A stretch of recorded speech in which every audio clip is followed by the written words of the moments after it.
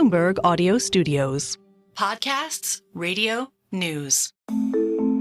I'm Stephen Carroll, and this is Here's Why, where we take one news story and explain it in just a few minutes with our experts here at Bloomberg. His claims for the mass deportations, to me, seem almost logistically impossible. So we'll see what he actually accomplishes. Obviously, getting rid of a lot of people will create a lot more chaos than economic chaos. If the brakes go on in terms of inward immigration, the break-even employment growth that keeps unemployment unchanged is only 100,000. So add that to your list of uncertainties. And I think there's real concerns about being too strict on immigration policy and possibly seeing net out migration, which is something we haven't seen in my lifetime.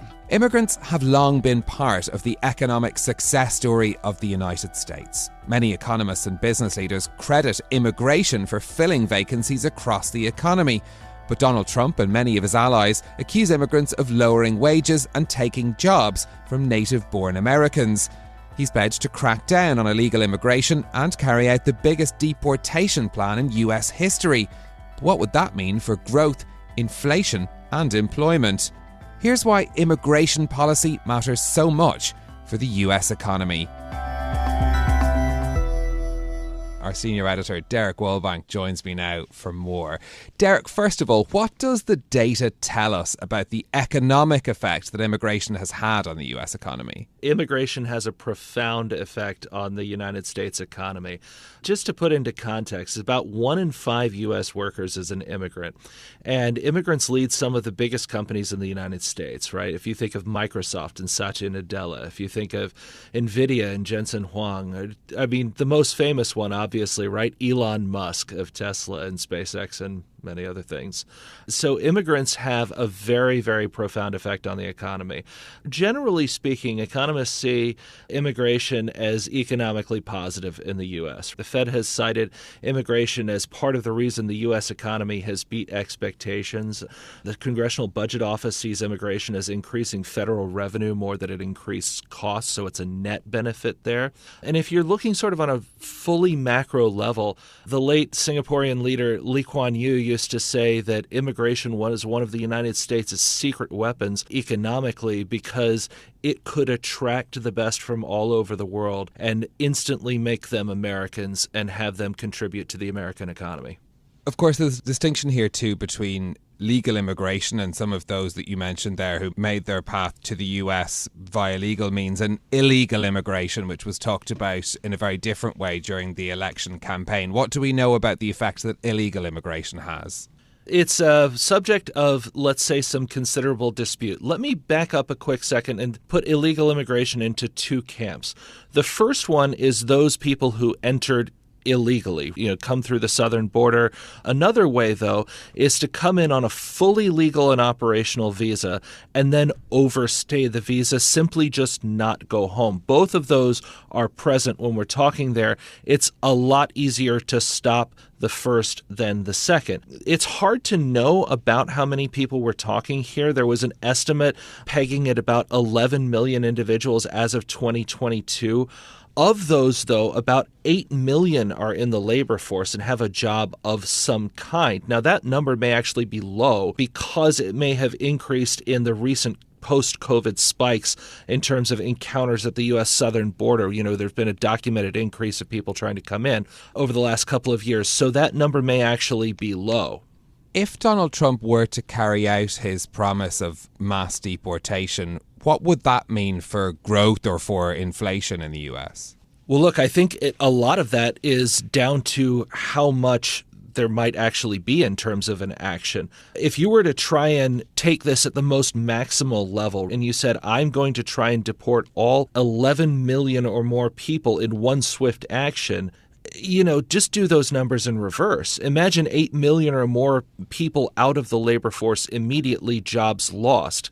Even if the argument is that removing illegal immigration is going to allow more Americans to take jobs that other people are taking, even if that's the argument, there's simply not quite a way to replace 8 million people or more in the labor force. So that's one part.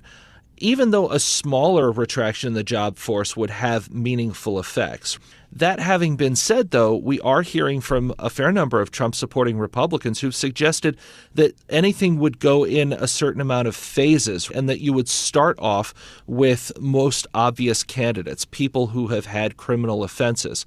So more limited action like that wouldn't have such a mass effect, and indeed proponents would argue that deporting those individuals would have a benefit both economically and also societally.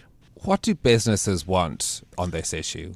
Well, this is an interesting one. If you take a Chamber of Commerce view, chambers of commerce representing the largest businesses across the U.S. tend to want to have a full pool of immigrant labor from which to pick from. Indeed, many of them would like a lot more easing to be able to have more individuals. This is actually, though, playing out as a debate within Republican circles. So Elon Musk is one who thinks that there are great benefit to having H-1B visas available in good, abundant numbers. These are the ones that are used by highly educated, often tech workers, many from India, some from China. At the same time, you have people who have been with Donald Trump for a very long time. Steve Bannon is one. Immigration hawks who think that this is a program that needs to be pulled down and that Musk's views on this are indeed dangerous. So there is a big split within Trump's own orbit. Trump right now is leaning a little bit toward Musk on some of the skilled immigration stuff, even as he's talking about big deportation plans. On skilled immigration, he has talked about the need to attract the best and brightest and bemoaned the idea that there are a large number of international students to American universities who will get an American education and then not be able to stay. Trump would like to find ways to have them stay. Immigration is a big political issue in many parts of the world. Is the same sort of debate playing out in other countries? You know, that's a great question. It is. And indeed, we see this playing out in pretty much every advanced economy that is a reception zone for immigration at scale. Famously, the United Kingdom and Brexit, what more needs to be said? Immigration was at the absolute heart of that. Even here in Singapore, though, I mentioned, it's become a flashpoint politically. A very well-educated city-state that had received a lot of immigrants coming in who had been working in Hong Kong when that city was having difficulties after COVID. But Singapore is in a position where it doesn't feel like it could take in all of those. Even if you said the 500,000 or the million best people from Hong Kong economically would come to Singapore, Singapore, as a city-state of 6 million people, doesn't have enough space to house them, doesn't have enough schools to educate them. The transportation system wouldn't be able to handle the load, all of these sorts of things. So I do think that anywhere that you go, you do find these questions about immigration that are percolating. And look, it is an issue in elections all over the world. It's going to be an issue in the upcoming Singaporean election. It's going to be an issue when Australian voters go to the polls. It'll be an issue in Canada when those voters go to the polls. So the United States is very much not alone. The issues you're seeing in the U.S. around immigration are at play in every single major economy around the world. Okay, Derek Wallbank, our senior editor, thank you very much. For more explanations like this from our team of 2,900 journalists and analysts around the world, search for Quick Take on the Bloomberg website or Bloomberg Business app. I'm Stephen Carroll. This is Here's Why. I'll be back next week with more. Thanks for listening.